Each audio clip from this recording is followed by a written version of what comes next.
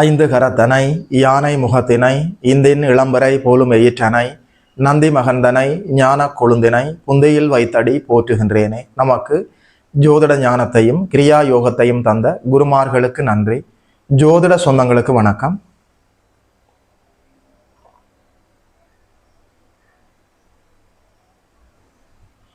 இன்றைக்கு இந்த பதிவில் 2026 ஆண்டு தை மாதம் மகர ராசிக்காரர்களுக்கு என்னென்ன நற்பலன்கள் எல்லாம் நடக்க இருக்குதுன்னு சொல்லி பார்க்கலாம்.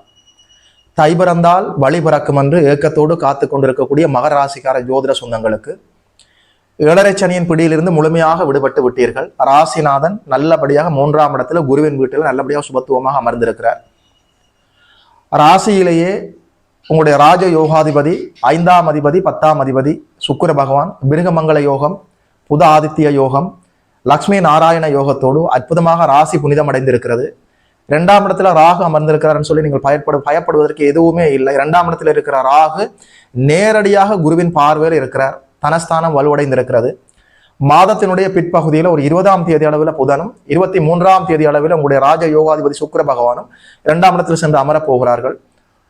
அற்புதமாக இருக்கிறது 2ஆம் இடம். 2ஆம் இடம் உங்களுடைய வருமானம், உங்களுடைய சாப்பாடு, உங்களுடைய குடும்பம், உங்களுடைய தாட் ப்ராசஸ், உங்களுடைய கமிட்மெண்ட், உங்களுடைய எக்ஸ்பீரியன்ஸ் ஆஃப் ஃபேமிலி லைஃப். 2ஆம் இடம் குறிப்பாக உங்களுடைய இன்கம் அற்புதமாக செயல்பட காத்திருக்கிறது. 6ஆம் இடத்துல குருநாதர் அமர்ந்திருக்கிறார். குரு 6ஆம் இடத்துல சென்று அமர்ந்து விட்டார், மறைந்து விட்டார்னு கவலைப்பட வேண்டாம். குரு உங்களுக்கு ஆதிபத்திய விசேஷம் இல்லாதவர். 3ஆம் அதிபதி 12ஆம் அதிபதி 6ஆம் இடத்தில் அமரலாம், எந்த சிக்கலும் இல்லை. ஜோதிட சொந்தங்களுக்கு, மகர ராசிக்கார ஜோதிட சொந்தங்களுக்கு 8ஆம் இடத்துல கேது. இந்த கோச்சார அமைப்புகள்ல 2026 ஆண்டு தை மாசத்துல என்னென்ன நற்பலன்கள் எல்லாம் நடக்க இருக்குதுன்னு சொல்லி பார்க்கலாம். ராசி அதீத புனிதத்துவத்தோடு இருக்கிறது, அதீத வலிமையோடு இருக்கிறது, அற்புதமான மங்கள யோகத்தோடு இருக்கிறது. கௌரவம், பெயர், புகழ், அந்தஸ்து, மரியாதை எல்லாமே இதுவரைக்கும் இல்லாதது போல் நல்லபடியாக உயர்வடைவதற்கான எல்லா வாய்ப்புகளும் இருக்கிறது. உங்கள் பெயருக்கு ஏற்பட்ட களங்கம் எல்லாமே அப்படியே விலகும். மனசுல இருக்கிற ஆழ்மன ஆசைகள் எல்லாம் அப்படியே நிறைவேறும். அதிர்ஷ்டம் கைகூடி வந்திருக்கிறது. குலதெய்வ ஆசீர்வாதம் கிடைக்க போகிறது. இஷ்ட தெய்வத்தினுடைய கருணை கிடைக்க போகிறது. அக்கம் பக்கத்தில் இருக்கக்கூடியவர்கள், உறவுகள், சொந்த பந்தங்கள் எல்லோருமே உங்களோட நட்பு பாராட்ட போகிறார்கள். உங்களை தவறாக புரிந்து கொண்டவர்கள் உங்களை சரியாக புரிந்து கொள்ள போகிறார்கள். சகோதர ஒற்றுமை, உறவுகளுக்கிடையே ஒற்றுமை, அந்நியோன்யம் எல்லாமே ஏற்பட காத்திருக்கிறது. வருமானத்தில் ஏற்பட்ட தடைகள் எல்லாமே அப்படியே விலகும். உண்மையில சொல்றேன், ஒரு மனிதனுடைய ஜாதகத்துல ராசி எப்போதெல்லாம் புனிதம் அடைந்திருக்கிறதோ அப்போது அந்த மனிதனுக்கு இறை அருளுக்கு எந்த பஞ்சமும் இருக்காது. அதிர்ஷ்ட வாய்ப்புகள் நல்லபடியாக தேடி வரும். 6ஆம் இடத்துல எப்போது குருநாதர் அமர்ந்திருக்கிறாரோ 10ஆம் இடம் 2ஆம் இடத்தை கனெக்ட் பண்ணிடுவார். எப்பவுமே 2ஆம் இடம் உடைய வருமானம், 10ஆம் இடம் உடைய தொழில், 6ஆம் இடம் உடைய வேலை, 10ஆம் இடம் உடைய உத்தியோகம். 10ஆம் இடம் சொல்கிற போது தொழில் ஸ்தானம், உத்தியோகஸ்தானம், கர்மஸ்தானம், ஜீவனஸ்தானம்.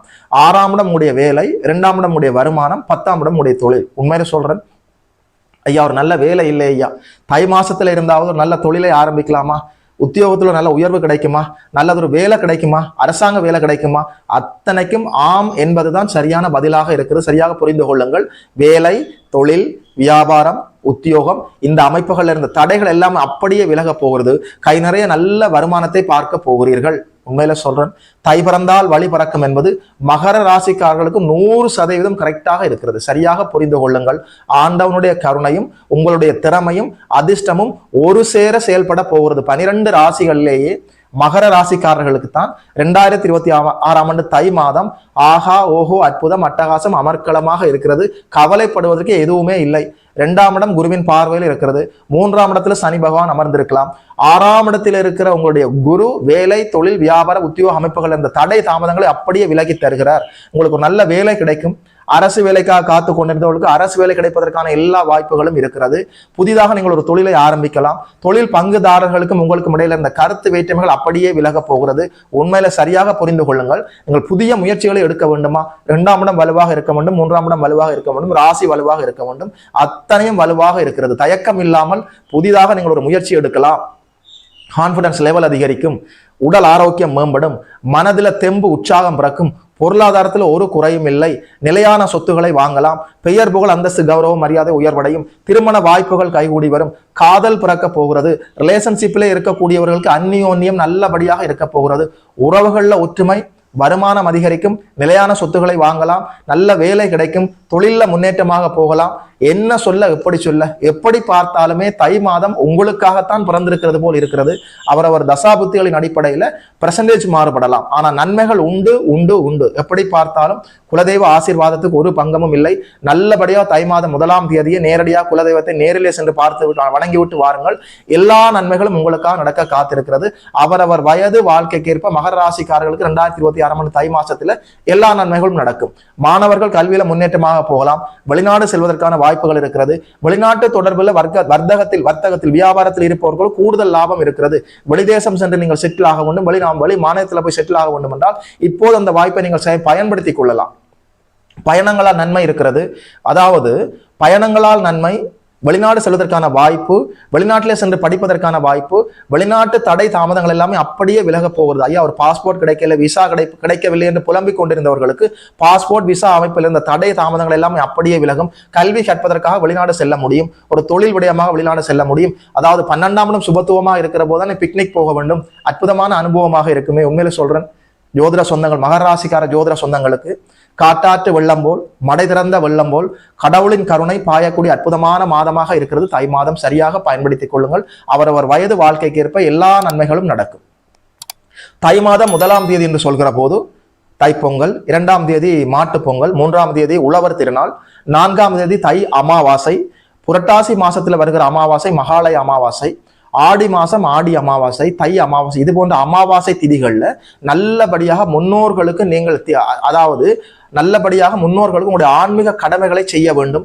பித்ரு தோஷத்திலிருந்து நீங்கள் வெளிவர வேண்டும். முன்னோர்களின் ஆசீர்வாதம் கிடைத்தாலே வாழ்க்கையில ஏற்படுகிற சிறிய சிறிய தடைகள் கூட அப்படியே விலகி விடுமே. முன்னோர்களை வழிபடுவதற்கு இந்த 4ஆம் தேதியை நீங்கள் சரியாக பயன்படுத்திக் கொள்ள வேண்டும். 11ஆம் தேதி ரத சப்தமி, சூரிய பகவானை நீங்கள் விசேஷமாக வணங்குவதற்கு அற்புதமான நாள். சூரியனை வணங்க வணங்க உங்களுக்கு பட்டம், பதவி, பெயர், புகழ், அதிகாரம், அங்கீகாரம், பெயர் புகழ் எல்லாமே அதிகரிக்கும். ஒரு மனிதன் எவ்வளவு தூரம் இந்த வாழ்க்கையில சைன் பண்ண போகிறான், எவ்வளவு பெயர் புகழோடு வாழ போகிறான், உடைய பிறந்த ஜாதகத்துல சூரியன் வைத்து சொல்லிவிட முடியும். சூரிய பகவானை வணங்குவதற்கு அற்புதமான நாள் 11ஆம் தேதி ரத சப்தமி, சூரியனை விசேஷமாக வணங்க வேண்டும். 13ஆம் தேதி திரு கார்த்திகை, முருகப்பெருமானுக்கு அற்புதமான நாள். 18ஆம் தேதி தைப்பூச நன்னாள்ல புண்ணிய காலத்துல உத்தராயண புண்ணிய காலத்துல தை மாசத்துல வருகிற இந்த தைப்பூச நன்னாள்ல பெரும்பாலான யோகிகள் மகா சமாதி அடைந்திருக்கிறார்கள். முருகப்பெருமானை வணங்குவதற்கு அற்புதமான நாள். ராமலிங்க வள்ளலாருக்கு வடலூர்ல திருவிழா கோலம் பூண்டிருக்குமே. இந்த தைப்பூசத்தை சரியாக பயன்படுத்திக் கொள்ள வேண்டும். ஜோதிட சொந்தங்கள் முருகப்பெருமானை வணங்க வேண்டும். தைப்பூசத்துல முருகன் அருள் தாராளமாக உங்களுக்கு கிடைக்கும். குறிப்பாக மகர ராசிக்காரர்களுக்கு தாராளமாக கிடைக்கும். அத்தனை கோச்சார் அமைப்புகளும் அற்புதமாக இருக்கிறது. 19ஆம் தேதி புனித நதிகளில் நீராடி தீய கர்ம வினைகளை அப்படியே கரைத்து விட முடியும். எதப்படி இருந்தாலும் 2026ஆம் ஆண்டு தை மாசம் மகர ராசிக்காரர்களுக்காகவே பிறந்திருக்கிறது. சரியாக பயன்படுத்திக் கொள்ளுங்கள். வாழ்த்துக்கள். 2026ஆம் ஆண்டு தை மாசம் மகர ராசிக்காரர்களுக்கு இந்த பலன்களை எல்லாம் சொன்னதுல ஒரு ஜோதிடனாக எனக்குமே மட்டற்ற மகிழ்ச்சி. யோகி மதன் அஸ்ட்ரோ சென்டர் யூடியூப் சேனலை சப்ஸ்கிரைப் செய்திருக்கின்ற அனைத்து தோழர்களுக்கும் தோழிகளுக்கும் என் மனப்பூர்வமான நன்றிகள். பார்த்தவர்கள் உங்களுடைய நண்பர்களோடும் உறவினர்களோடும் பகிர்ந்து கொள்ளுங்கள். இதுபோல இன்னொரு அற்புதமான வீடியோவில் சந்திக்கிறோம். நமஸ்காரம்.